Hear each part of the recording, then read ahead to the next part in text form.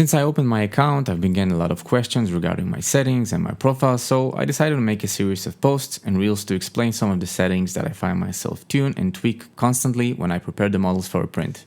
Nothing amazing or groundbreaking, mostly common knowledge, but I think that some people, especially the ones that are new to 3D printing, will benefit from. So the first setting I'm going to talk about is Z-Hop, or Z-Hop, depending on where you're from. Enabling Z-Hop basically tells our printer to move the extruder up when it retracts the material.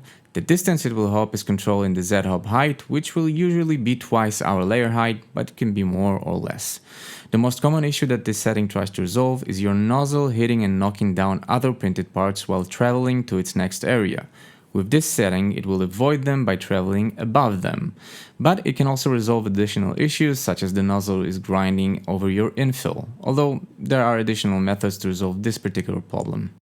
Removing the checkbox of Z-Hop only over printed parts will make the extruder hop every time, even if there are no other printed parts in the travel path, which may also be beneficial if you're printing relatively tall objects with tiny surface area.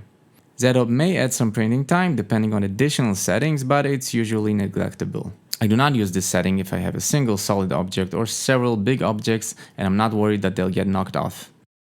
And in any case, always remember to level your bed.